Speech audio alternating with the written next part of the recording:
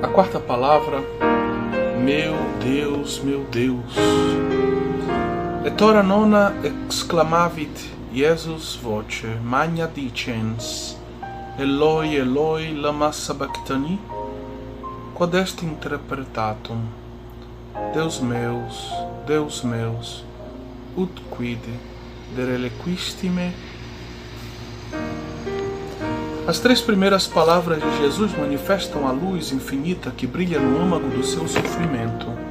Ele as eleva acima dos seus tormentos, parecendo esquecê-los.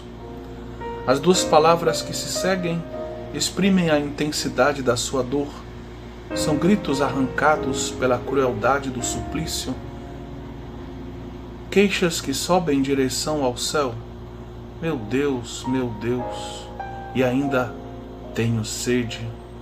Mas não exprimem elas, acaso, uma introspecção de Jesus, uma volta sobre si mesmo?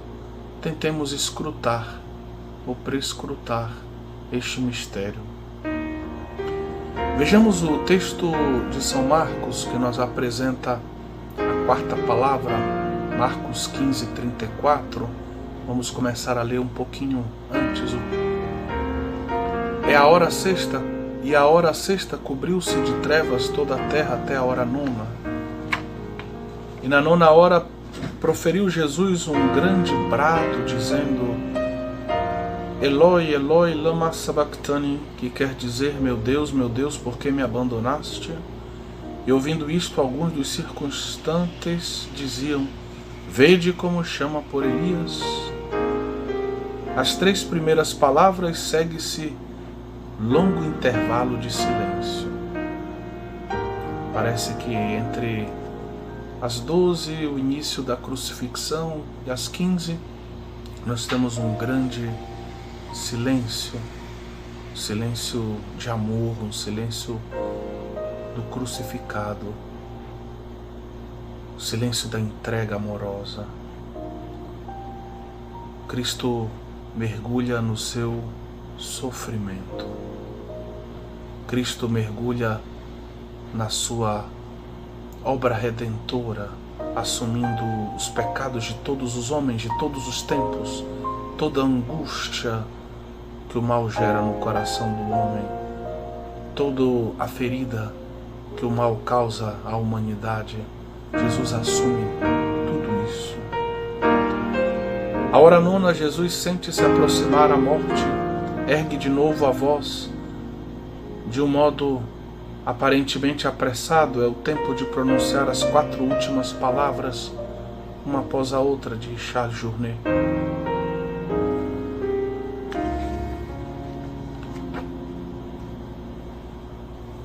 Na quarta palavra, Jesus não usa o vocativo Pai, como ele faz na primeira palavra, mas ele o chama meu Deus, meu Deus. Ele está invocando o Salmo 21. Por que me abandonaste? Palavra fatal, por que a pronunciou? Tantos usam essa palavra para negar a divindade de Jesus. Se ele era Deus, por que então Deus o abandona? Não sabe que aproveitar-se-ão dela contra ele? Como poderiam os contemporâneos ver neste momento, neste homem tragado pela dor, o Messias que deveria libertar o povo de suas seculares humilhações? Aqueles que mais tarde lhe negarão a divindade, como se apoiarão nesses argumentos? Se é Deus, como pode dizer que Deus o abandona? Para os que creem, porém, esta palavra é adorável. É ela que nos desvenda o âmago do mistério da encarnação e o aniquilamento do Verbo feito carne. Na verdade, é um escândalo. Aliás, todo o Evangelho é um escândalo. Ele não salva o mundo, senão contrariando-o, e no fim o abalará violentamente. Temos que compreender que em Jesus Cristo convivem duas naturezas, divina e humana. Em Jesus Cristo podem conviver a felicidade e o sofrimento atroz. Enquanto Deus, Jesus Cristo, é infinitamente feliz. Enquanto Deus, Jesus Cristo, junto com o Pai e o Espírito Santo, é um puro oceano de beatitude infinita. Mas como homem, podem existir nele, simultaneamente, de maneira intensa, a felicidade, a beatitude e a dor. A beatitude porque desde o primeiro instante da encarnação, a parte superior da sua alma, a que se refere imediatamente a Deus, penetra por um ato desde então ininterrupto de visão e de amor no oceano da divindade. Chama-se a visão beatífica, uma visão que traz uma felicidade que nada pode tirar dessa parte superior da alma de Jesus. A dor porque enquanto perdura sua vida mortal, os raios transfigurantes, quer dizer, os raios da glória, capazes de transfigurar instantaneamente todo o seu ser, como acontece no Tabor, são contidos no alto de sua alma e as regiões inferiores de seu ser, aquelas que concernem imediatamente a sua missão, sua atitude entre os homens, sua sensibilidade, seus sentimentos, sua vida corporal, não são atingidas, senão pelos raios santificadores. Ou seja, o corpo e a parte mais baixa da alma de Jesus são atingidos pelos raios de santificação da natureza divina, que emanam da natureza divina de Cristo. Mas Jesus não quis que os raios de glória transfigurassem essa parte do seu ser humano, para que ele pudesse experimentar justamente as dores, as angústias, o cansaço, a sede, a fome, tudo aquilo que um homem como nós experimenta. Ele quis ser um homem como nós, em tudo exceto no pecado. Ou seja, em Jesus, na sua humanidade, podem estar lado a lado os raios santificadores e os clarões de desolação, e a tristeza, e a dor, e o sofrimento. Como compreender no Cristo a coexistência da visão beatífica e de semelhante agonia na cruz? É a essência do mistério da encarnação. Só nos resta calar e adorar. Santo Tomás tenta abrir-nos a vereda e diz: a parte superior da alma do Cristo é que está no paraíso, enquanto as faculdades inferiores estão na tortura. Por isso Cristo na cruz, uma parte da sua alma contempla o Pai numa felicidade sem fim, que toda a sua humanidade, que a sua humanidade experimentou desde o início. Mas uma parte da sua alma e o seu corpo estão imersas na dor e no sofrimento. Tal a montanha cujo cume tivesse sido atingido pelos primeiros raios do sol levante e a base permanecesse ainda na sombra. Uma montanha que pode estar parcialmente iluminada e parcialmente na sombra. Que bela essa imagem.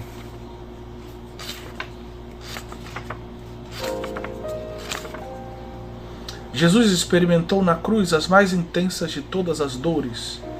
É preciso ver com que carinho o doutor Angélico tentou escrutá-las. Conheceu as mais intensas de todas as dores corporais, porque sua sensibilidade era mais delicada do que qualquer outra jamais vivida, a de um corpo formado imediatamente pelo Espírito Santo na Virgem Maria. E a vida que ele abandonava era de preço inestimável por ter sido assumida pela divindade. Jesus assume de modo máximo as dores humanas São Tomás tenta colocar isso em relevo, falando com todo o amor da beleza da sua corporeidade, da beleza da sua humanidade. Conheceu as mais intensas das dores espirituais também. Sua alma como que esquartejada entre a visão da santidade infinita de Deus de um lado e do outro da contínua maré do mal que sobe da terra. Jesus Cristo se encontra assim erguido entre o céu e a terra. A sua humanidade contempla, por um lado, a grandeza, a santidade do Pai, de Deus. Por outro lado, ela vê a maré da iniquidade de todos os pecados, de todos os homens, de todos os tempos. Por isso, ele é feliz e ele está mergulhado no sofrimento. Santo Tomás afirma que Jesus entregou-se voluntariamente ao sofrimento para dele esgotar toda a quantidade proporcionada à imensidade do fruto que deveria resultar, isto é, libertar homens do pecado. Ele se entrega à atrocidade, à imensidade desse sofrimento, da paixão. O sofrimento que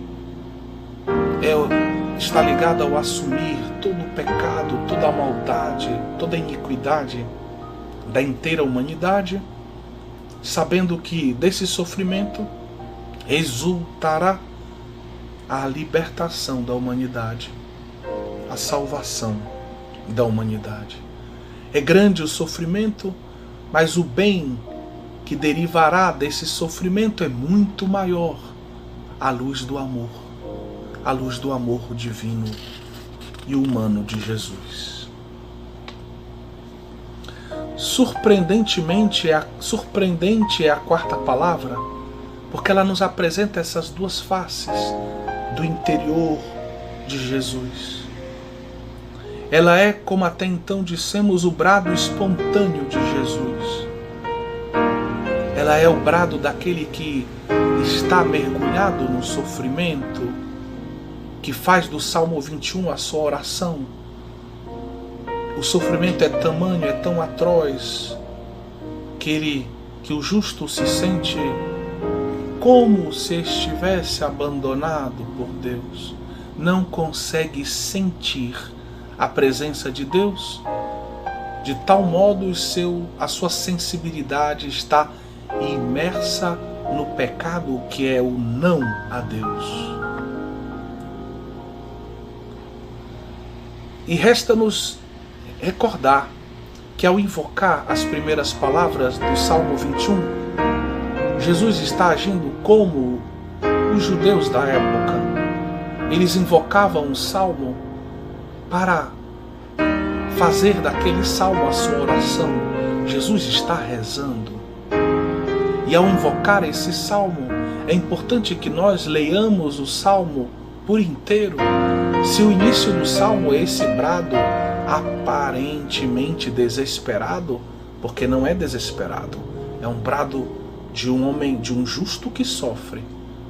Ao longo do Salmo, esse sofrimento vai dando lugar à esperança.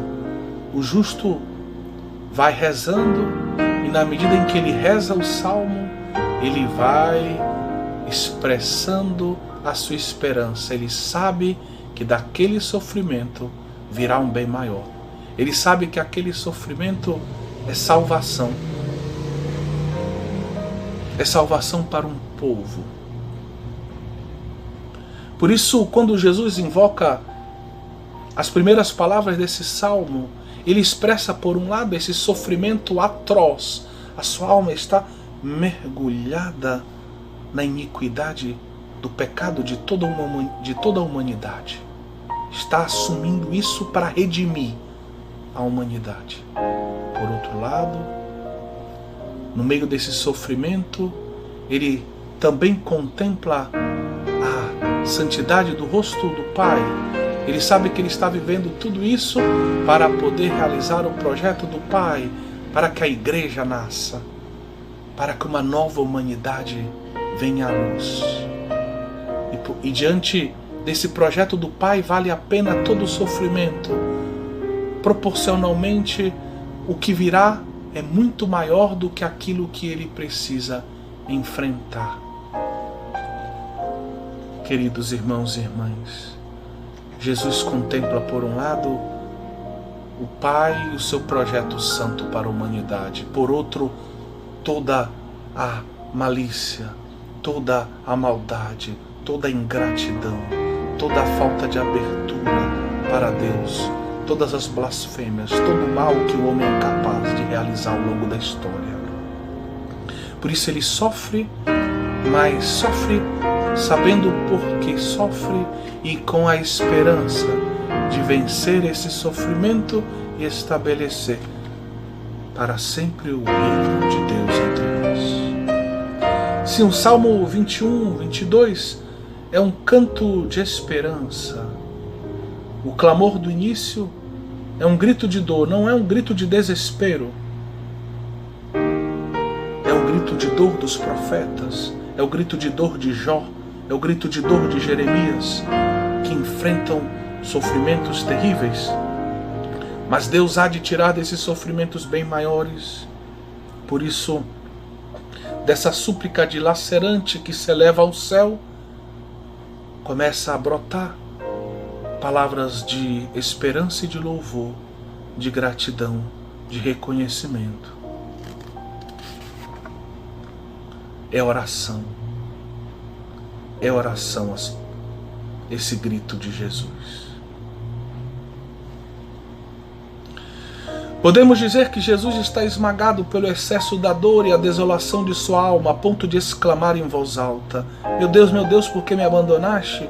E devemos também dizer de Jesus que ele domina, mesmo como homem, sua dor e a desolação da sua alma, pois que, para clamar a Deus, lê no passado e se apossa, intensificando-as com soberana significação das palavras de um salmo messiânico.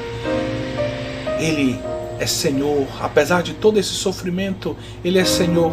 Ele vai buscar no Antigo Testamento um salmo que diga a sua dor, a sua esperança e o seu louvor. Parece vencido pelo sofrimento, não existe nele uma vontade lúcida que triunfa do seu sofrimento, que sabe ser este sofrimento messiânico, que decide aceitá-lo, que o carrega sem desfalecimento. É um mistério, mas vejam bem, ao mesmo tempo ele é esse homem, é o Filho de Deus que se encarnou, orante, com esperança. Ele sabe por que ele está sofrendo, ele sabe o que derivará dos seus sofrimentos. Mistério de alternativas na paixão de um Salvador, ao mesmo tempo luz e trevas, calma, bem-aventurança e agonia, sofrimento, serenidade e angústia, tudo dentro da alma de Jesus.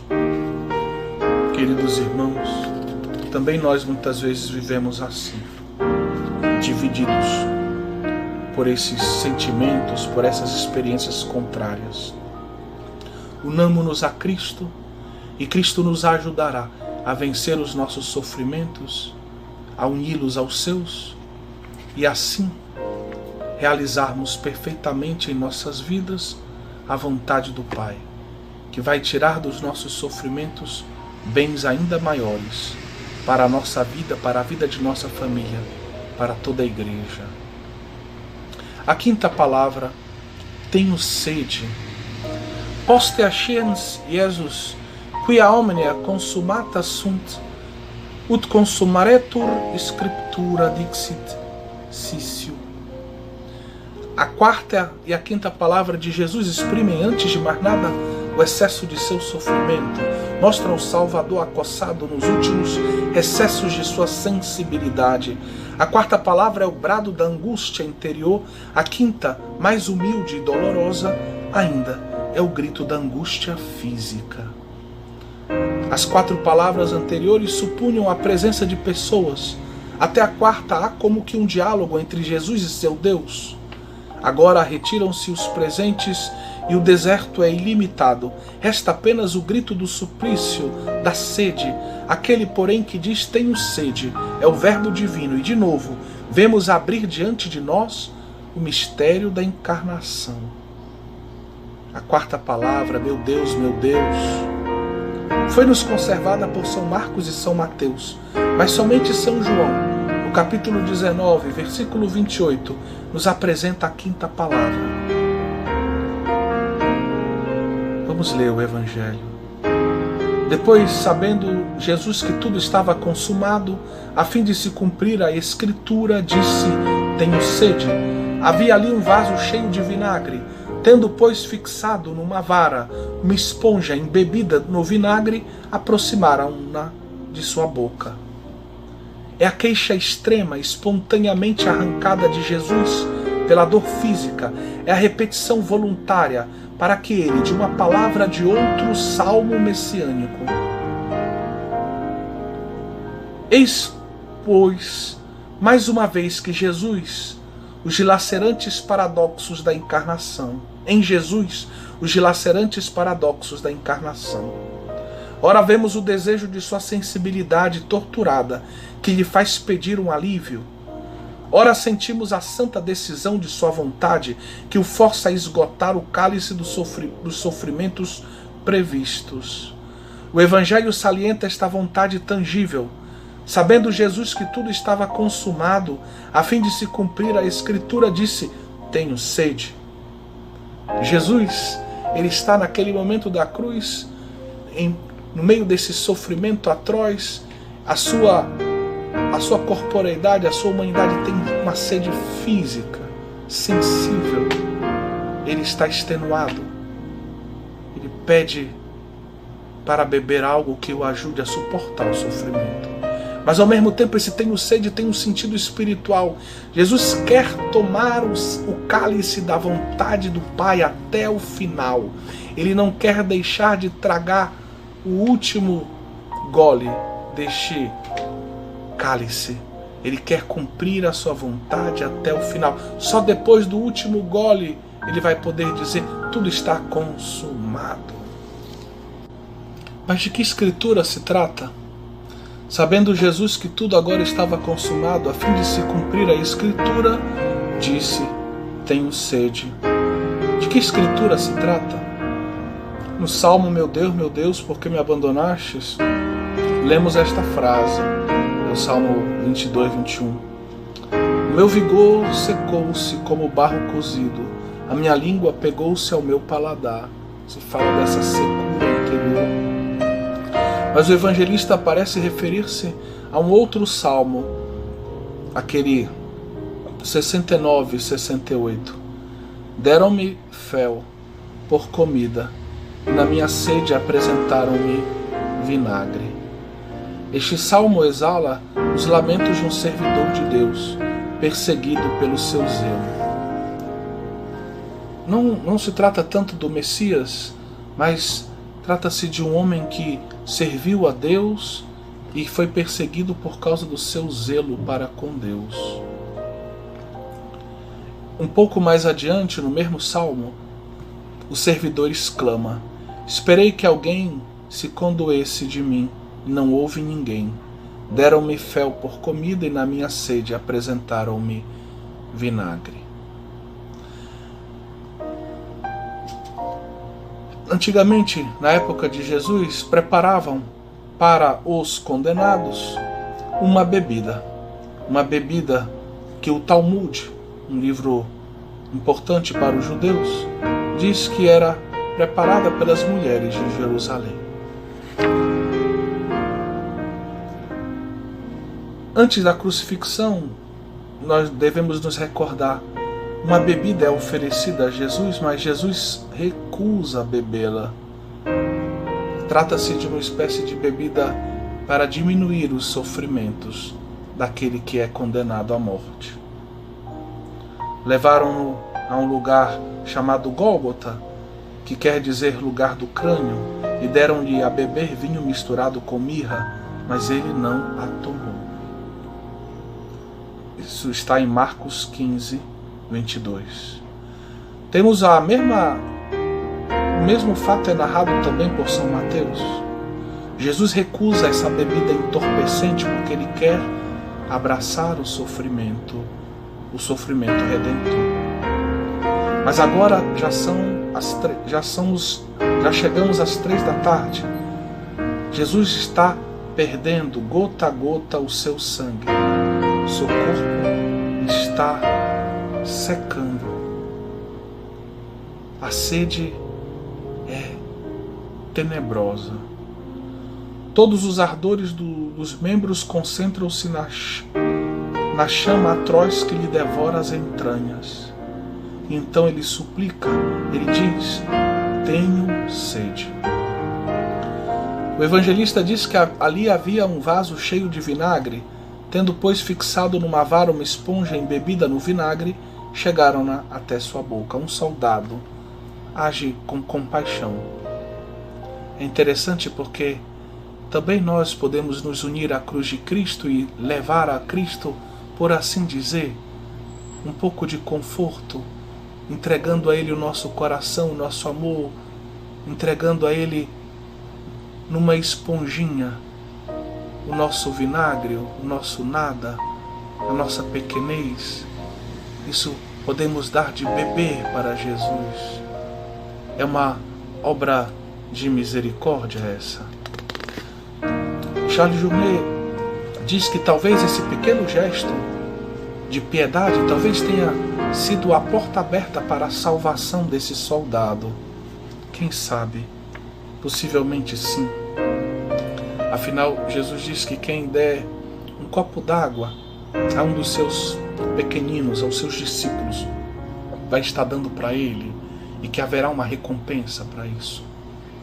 Quanto mais esse soldado que buscou saciar sua sede, crucificado.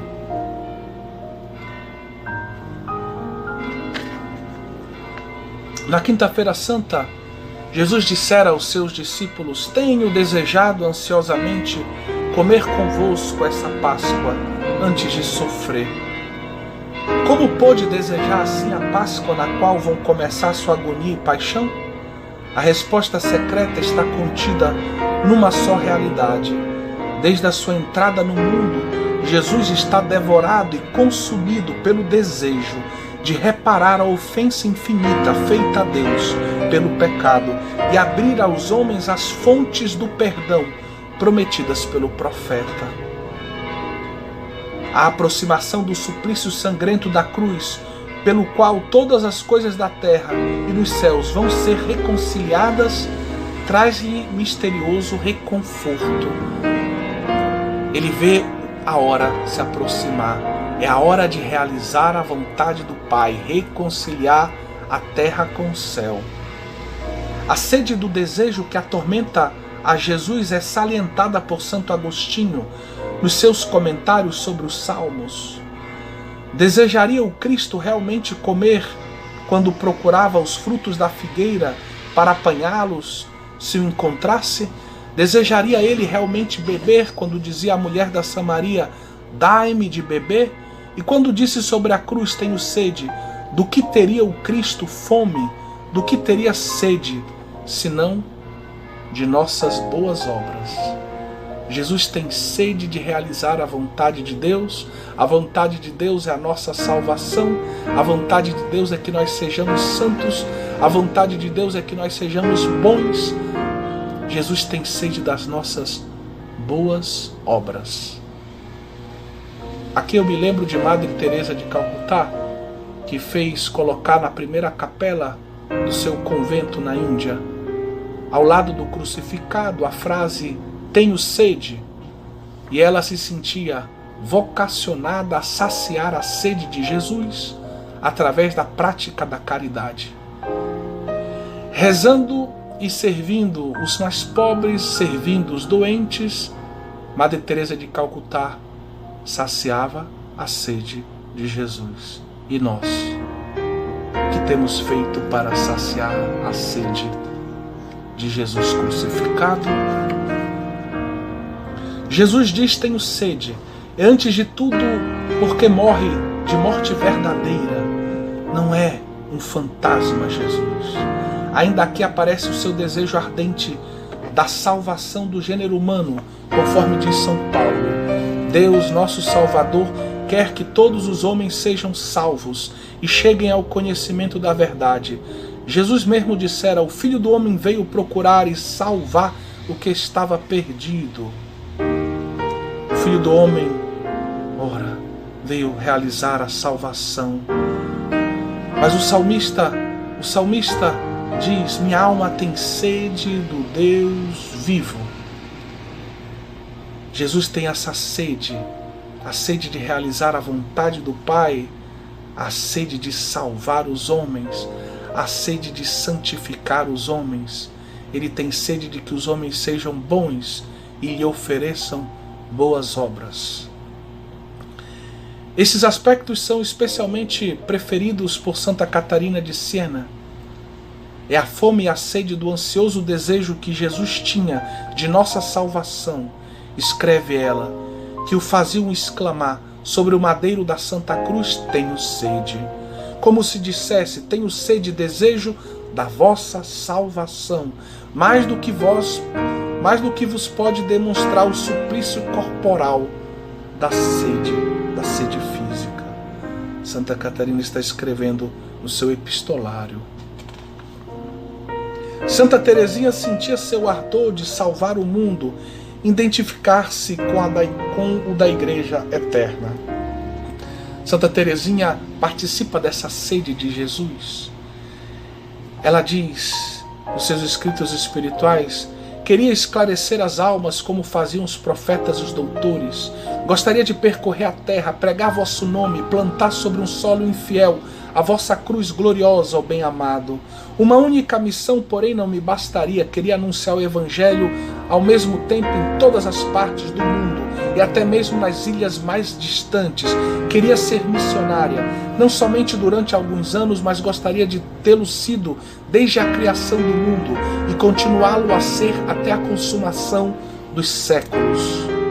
Algumas horas antes de morrer exclamou: nunca pensei poder sofrer tanto, nunca. Não posso explicar isso, senão pelo imenso desejo que sempre tive de salvar almas. Veja Santa Teresinha perfeitamente configurada a Cristo. Ela tinha sede de que a vontade do Pai se realizasse, por isso ela queria ser missionária desde a criação até o fim dos tempos, para todos os homens de todos os lugares. Ela queria levar a salvação a todos. E porque ela quis a salvação de todos, ela se viu unida aos sofrimentos do Cristo. Por isso ela sofre de um modo que ela nunca imaginara, porque ela quer salvar almas. Assim os santos, a imitação de Cristo, têm sede da salvação do mundo. Jesus ora pelo mundo inteiro. Jesus ora por toda a humanidade. Jesus quer a salvação de todos os homens, de todos os tempos. Meus queridos irmãos, esta é a sede de nosso Senhor Jesus Cristo. Jesus teve sede da glória de Deus, da salvação do mundo. E bem-aventurados são os santos que se unem a esta sede, que saciam a sede de Jesus e que têm a mesma sede de Jesus. A sexta palavra: tudo está consumado. Com ergo accepit Jesus acetum, dixit, consumatum est. A sexta palavra está escrita no Evangelho de São João, João 19, versículo 30. Tendo se referido à queixa de Jesus: tenho sede, o evangelista imediatamente acrescenta: havia lá um vaso cheio de vinagre. Tendo fixado numa vara uma esponja embebida em vinagre, eles aproximaram-na da boca de Jesus. Tendo provado, ele disse: tudo está consumado.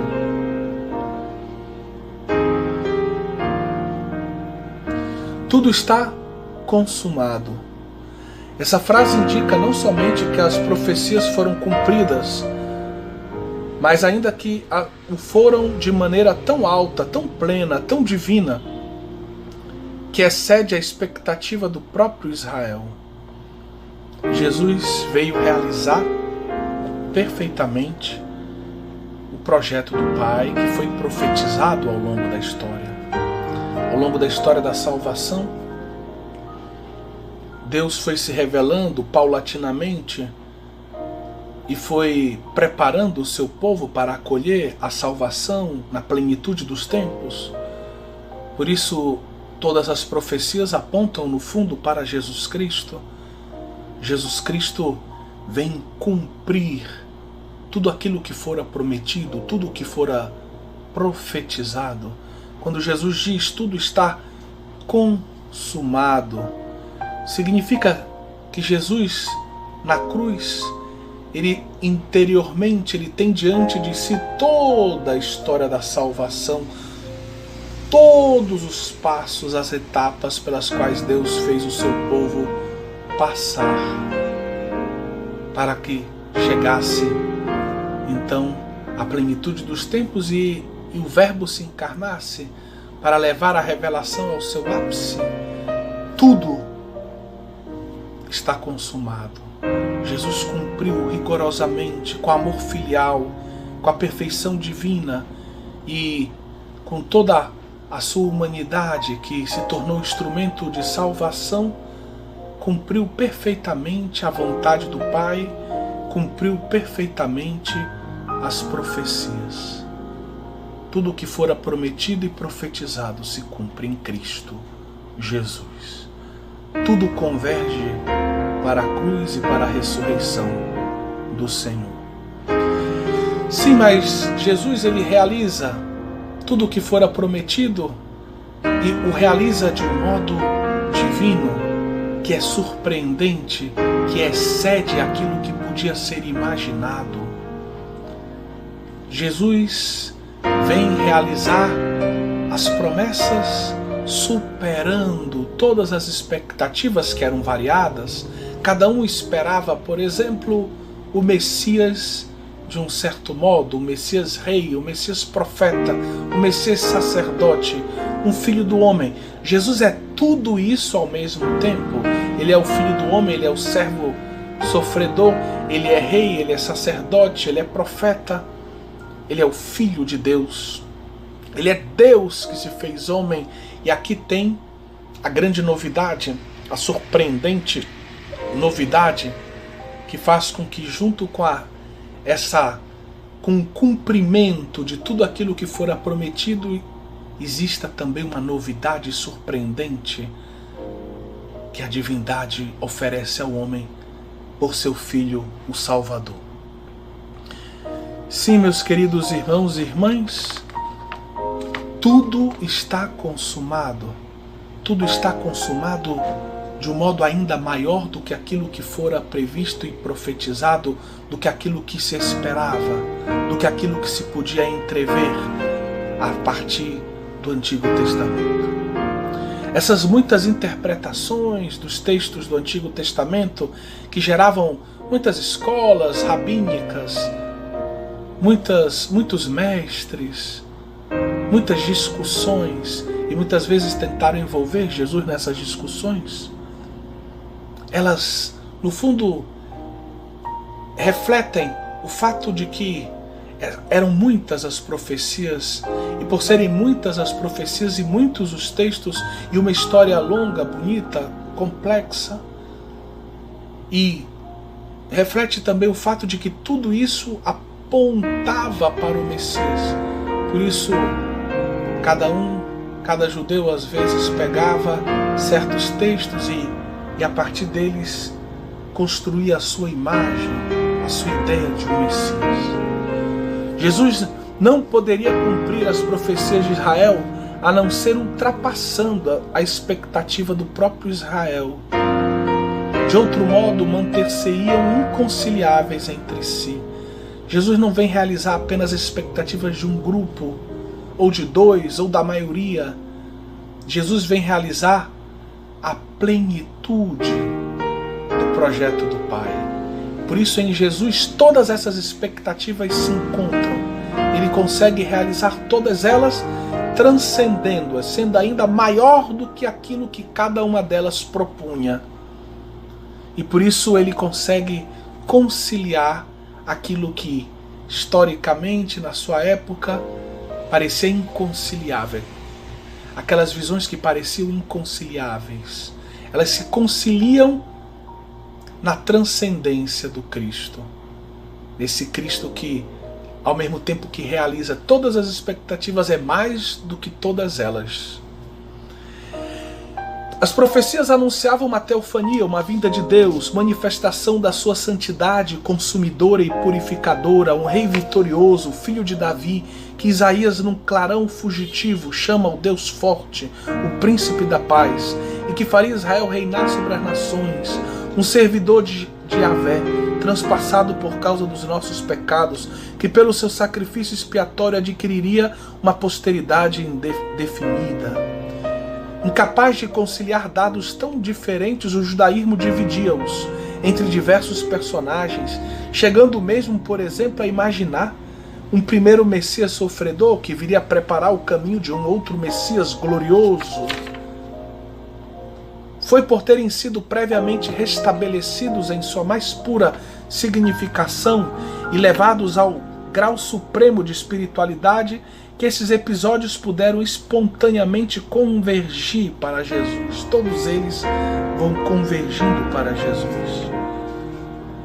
Jesus muitas vezes se apresenta como filho do homem, como aquele que deve sofrer, a imagem do servo sofredor. Ele às vezes aceita o título de Messias, corrige um pouco a visão que existia da época de um Messias meramente político. Jesus vai recolhendo todas essas expectativas da sua surpreendente identidade teândrica, divina-humana. Sem a conciliação em Jesus das passagens esparsas no Antigo Testamento, manter-se-ia esse para nós um livro selado, como é ainda do nosso ponto de vista para o judaísmo. Com Jesus, o Antigo Testamento torna-se um livro aberto. É por isso que Jesus é a chave para que compreendamos o Antigo Testamento. Como cristãos, temos que ler o Antigo Testamento à luz da cruz, à luz da ressurreição, à luz da Páscoa de Cristo.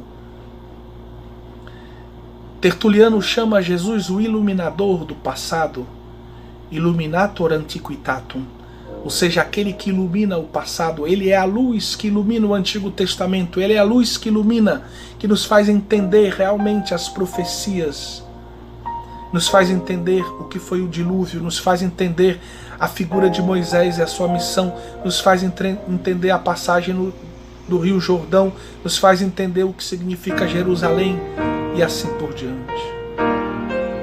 Todas as profecias estão cumpridas, Jesus o sabe. Agora ele contempla a longa série de profecias na ordem em que apareceram, visando orientar progressivamente a expectativa de Israel para aquele ponto misterioso no tempo, no qual todas as coisas na terra e nos céus seriam por fim reconciliadas e pacificadas pelo sangue de sua própria cruz. É a soberana serenidade daquele olhar, abrangendo toda a continuidade dos séculos, que transparece na sexta palavra de Jesus, impregnada ao mesmo tempo de dor e de majestade. Ele está morrendo, ele está num sofrimento ímpar, um sofrimento que nem podemos imaginar, recolhendo sobre ele todos os pecados, toda a maldade, toda a iniquidade do mundo. Mas é majestoso ao mesmo tempo, é Senhor. E por isso pode dizer com toda a sua autoridade: tudo está consumado. Cumpri perfeitamente a vontade do Pai, cumpri tudo o que Ele me pediu, cumpri as profecias. Jesus sabia que cumpria as profecias, mas como já o dissemos, Ele não veio, entendamos bem, para cumprir profecias. Ele veio para fazer a vontade do Pai, e fazendo a vontade do Pai, Jesus cumpre todas as profecias. Sim, como verbo divino, Jesus se faz carne, é impecável, é todo santo e cumpre perfeitamente o projeto de Deus. Tudo está consumado também significa que Jesus submeteu submeteu ao Pai tudo, submeteu toda a sua existência, submeteu toda a sua humanidade, submeteu a sua vontade, a sua inteligência, submeteu todos os seus dias, ele submeteu o mundo à vontade do Pai, apresentando-o através do seu sacrifício de amor.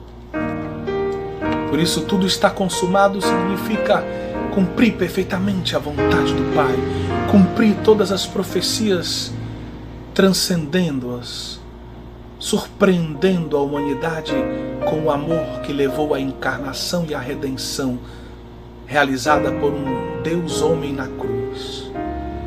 Mas é também, tudo está consumado, poderia ser traduzido também por tudo foi submetido. Submeti tudo, todo o meu ser, toda a minha vontade. E ao assumir os pecados da humanidade, toda a humanidade pecadora, ferida mortalmente a Deus, tudo submisso a Deus. Um novo mundo, um novo homem pode nascer agora, uma nova criação, não mais marcada pela desobediência, mas marcada pela obediência, pela submissão amorosa, filial. Journet termina a sexta palavra dizendo: feliz, 1000 vezes feliz o cristão que no momento da morte pudesse, sem nenhuma temeridade, dizer no seu coração as palavras de Jesus ao Pai: tudo está consumado.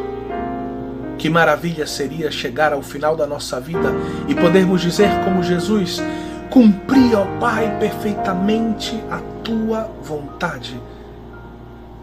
Meu querido irmão, minha querida irmã, ainda há tempo de percorrermos o caminho da vontade do Pai para concluirmos a nossa vida podendo dizer: ó Pai, tudo está consumado, cumpri a tua vontade.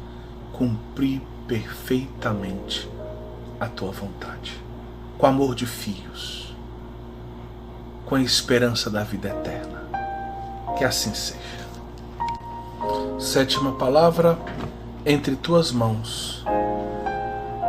Pater, em manos tuas comendo o espírito meu. No âmago da cruz brilha uma luz extraordinária, que refulge nas 3 primeiras palavras. Mas essa mesma luz reaparece na paz dominadora e na majestade serena das 2 últimas palavras. Segundo Journet, essa luz é a glória do Verbo.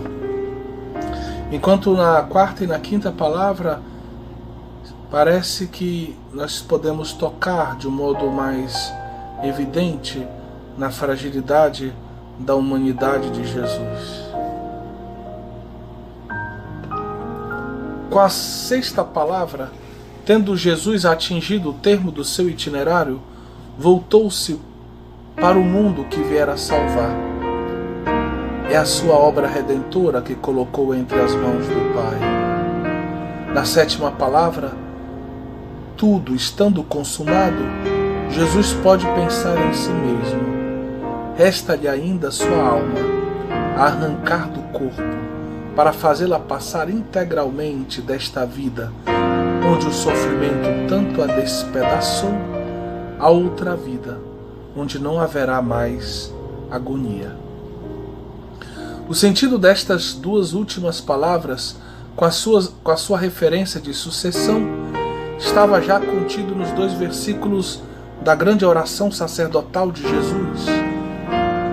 Por mim glorifiquei-te sobre a terra, concluí a obra de que me encarregaste. É o prenúncio da 6ª palavra. Tudo está consumado. E agora, ó Pai, glorifica-me em ti, mesmo com aquela glória que tive em ti antes da criação do mundo. Ele se confia ao Pai. É o prenúncio da 7ª palavra. Citamos aqui os versículos 4 e 5 de João 17.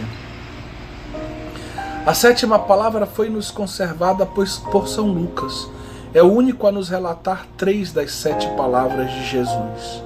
A primeira, Pai, perdoa-lhes. A segunda, hoje estarás comigo. E a última. João é o único a nos dar 3 outras. A terceira, mulher, eis o teu filho. A quinta, tenho sede. E a sexta, tudo está consumado. Marcos e Mateus retiveram a quarta. Meu Deus, meu Deus. Assim, cada um dos evangelhos faz com que cheguem a nós essas palavras preciosas, tesouros que o Cristo crucificado proferiu. 4 rios que brotam do mistério da cruz. Cada um deles nos traz algumas dessas palavras de Cristo crucificado.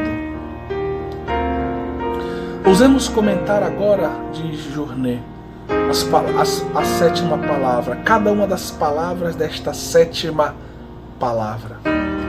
E exclamando em alta voz, disse Jesus, exclama com alta voz, com voz forte, está cheio de vida. A vida está divinamente enraizada nele. Para morrer tem de arrancá-la de si mesmo com violência, por decisão firme de sua vontade. Entendam, a humanidade de Jesus está unida à divindade. A divindade é fonte de vida. Para que Jesus morra, é preciso que a divindade realmente se decida pela morte da sua humanidade. É preciso que a divindade realmente diga: na minha humanidade eu vou morrer. E essa morte que significa filosoficamente, espiritualmente, a separação do corpo e da alma. Mas entendamos bem, tanto o corpo vai continuar unido à divindade e por isso ele não vai sofrer a corrupção da morte no sepulcro até a ressurreição, quanto a alma vai ficar unida à divindade e por isso vai poder descer à mansão dos mortos. Mas é preciso que aconteça essa ruptura entre o corpo e a alma, a morte do homem, a morte da humanidade. E é preciso então que o Verbo, o Filho Eterno de Deus, realmente diga esse sim, permita que isto aconteça. Ele é a vida, o Verbo, ele é Deus. Por isso ele grita com voz forte, para que se perceba que ele tem autoridade, ele tem vida. Ele poderia evitar essa morte, como ele evitou a morte de outros que estavam doentes, como ele trouxe da morte aqueles que estavam já mortos, ressuscitando-os. Ele poderia evitar essa morte, apesar das situações de dor, das lacerações, das chagas. Mas ele veio realizar a vontade do Pai. Ele precisa morrer para salvar a humanidade.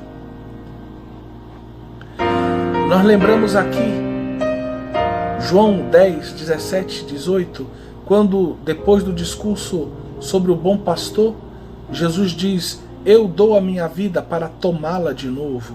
Ninguém tira a minha vida, mas eu a dou livremente. Tenho o poder de a dar e o poder de a retomar. Ele fala dessa autoridade, a autoridade divina de dar a vida e retomar a vida. É a autoridade do Verbo de Deus.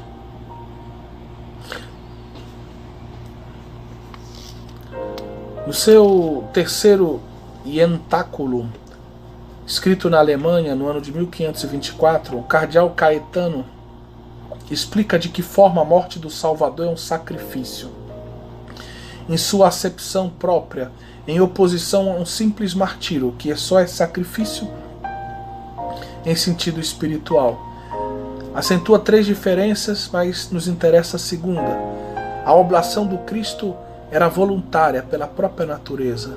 Com outras palavras, o Cristo morreu porque quis.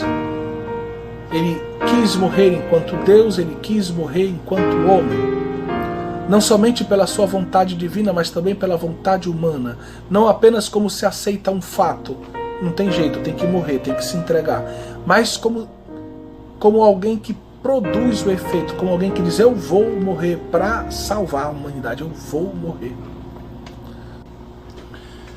Pai, entrego o meu espírito. Já não diz meu Deus, diz agora Pai.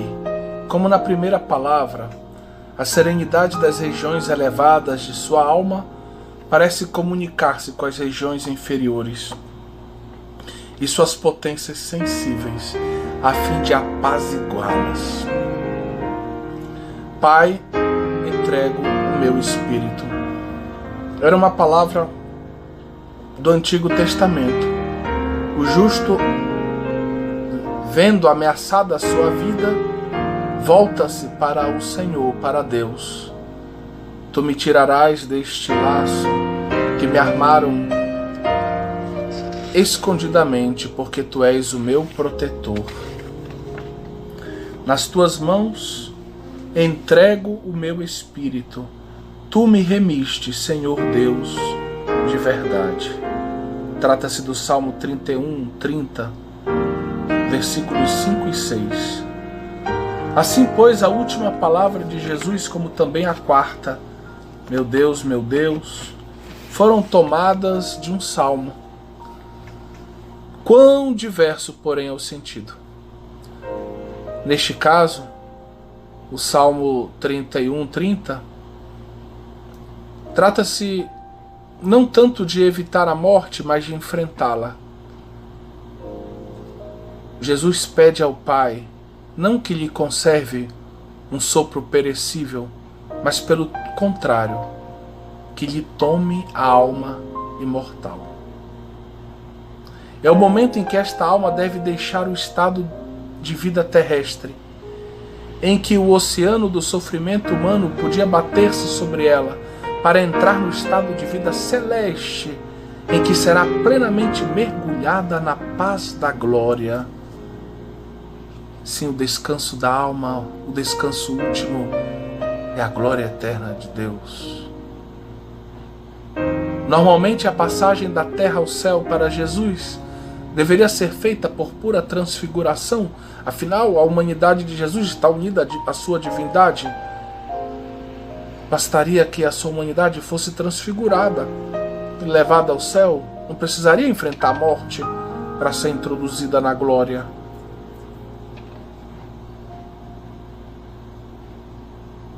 Não precisaria ser dilacerada a sua humanidade, não precisaria a unidade entre o corpo e a alma ser rompida pela morte violenta. Ele não veio, porém, à terra senão para abraçar esta morte.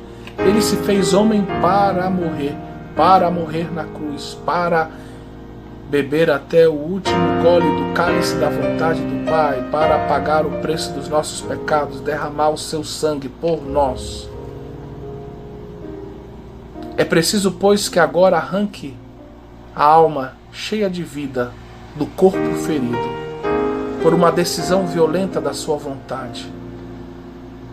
Ele vai arrancar a sua alma do seu corpo. É impressionante essa imagem que Charles Journet nos propõe.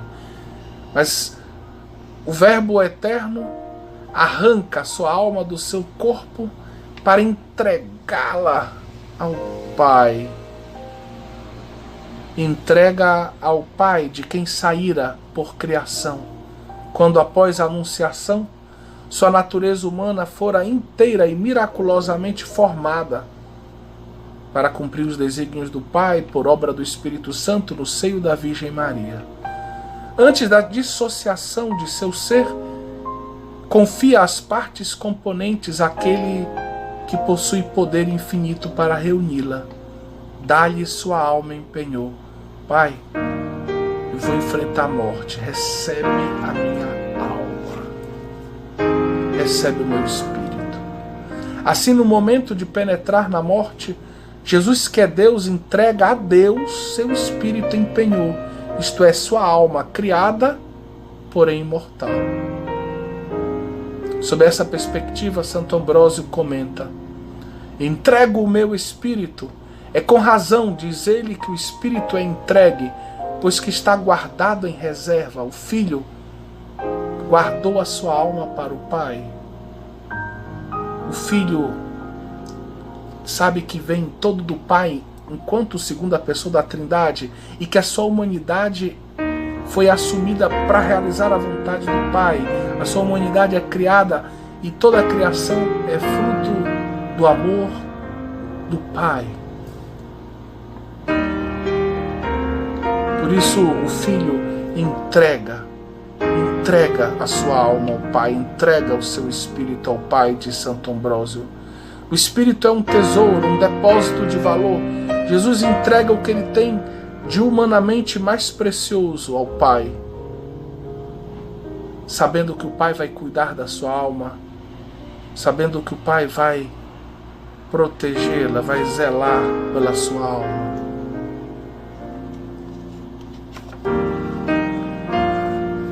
Jesus dá ao Pai o mais precioso, o mais sério dos depósitos, que tenham sido postos em tais mãos. Sua alma, criada de Filho único, inundada com as luzes do céu e as dores da terra, cujo amor é bastante vasto para abranger o novo universo da redenção e conduzi-la ao seu destino. Mas a alma de Jesus, a alma humana de Jesus, é também o início da nova criação. Deus assume a nossa humanidade para redimi-la, para resgatá-la, para recriá-la. A alma de Jesus é essa semente da nova criação, que é vontade do Pai. Na alma de Jesus estão, ao mesmo tempo, todas as luzes do céu. Na alma de Jesus, sem cessar, brilha a glória de Deus na parte mais alta da alma. Mas a alma de Jesus é toda inundada pelas luzes de santificação, ela é toda santa. Mas ela livremente abraçou todo o sofrimento da humanidade, todo o pecado, toda a iniquidade. Por isso também nela está presente as dores da terra. As luzes do céu, as dores da terra, tudo na alma de Jesus, nessa alma que Jesus entrega ao Pai. Entregando ao Pai, ele entrega esse projeto de divinização do homem, de uma terra que abraça, de um céu que abraça a terra para redimi-la, para salvá-la, para fazer do homem vocacionado ao céu. Pai, entrego a minha alma entre tuas mãos. Esta palavra de Jesus vai ter a eficácia que exprime. Como toda a palavra de Jesus, Jesus dizia, as coisas se faziam. Jesus dizia a um doente, levanta-te, anda. E com a palavra dava ao doente a capacidade de se levantar e andar. A palavra de Jesus tem o poder de realizar o que ela diz. Mais uma vez Jesus diz algo já entregando. Não é que ele diz hipoteticamente. Jesus diz, em tuas mãos entrego o meu espírito, entrego a minha alma. Jesus está entregando. Enquanto ele diz, ele está entregando. Ele está, enquanto ele fala, ele está percorrendo, por assim dizer, a estrada para o Pai, entregando a alma dele para o Pai. A alma está se desprendendo do corpo e indo ao encontro do Pai. Com o último grito de Jesus, algo se encerra para sempre. A sua vida temporal jamais recomeçará. O poeta Charles Péguy, que era amigo, inclusive, de Charles Journet, ele diz que esse mistério de reversibilidade é fascinante. Felizes aqueles que o viram passar pelo seu país, felizes aqueles que o viram caminhar sobre o lago temporal, felizes aqueles que o viram ressuscitar Lázaro. Feliz Madalena, feliz Verônica, feliz Santa Madalena, feliz Santa Verônica. Vós não sois santas como as outras. Todos os santos são santos, todas as santas são santas, mas vós não. Não sois santos ou santas como os outros. Todos os santos, todas as santas contemplam Jesus sentado à direita do Pai na sua glória, glorioso. E há no céu seu corpo de homem, seu corpo humano glorioso, pois como tal subiu no dia da ascensão.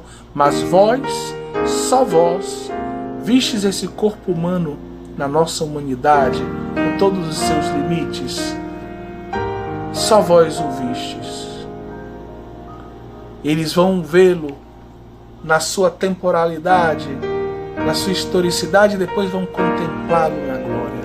Queridos irmãos e irmãs, nós também podemos ter uma relação desse tipo com Jesus. Em cada Eucaristia podemos contemplar o Senhor pela fé, pela esperança, pela caridade. Podemos abrir os olhos do nosso coração, da nossa alma para contemplá-lo, na expectativa de um dia contemplá-lo face a face no céu. E aqui se completa a reflexão de Charles Journet sobre as palavras de Jesus. É grande o mistério, mas diante dessas palavras, que são poucas diante de todo o tempo que Jesus esteve na cruz, há tanto para nos levar à oração, para nos levar à contemplação. Eu espero que você possa aproveitar um pouquinho daquilo que dissemos. Parece muito, mas ao mesmo tempo é muito pouco, para rezar. Que neste dia você possa mergulhar no mistério da cruz, mergulhar no mistério do amor redentor de um Deus homem que se entrega para cumprir a vontade do Pai e salvar a humanidade. Que a cruz de Cristo seja hoje e sempre a nossa única esperança. Amém.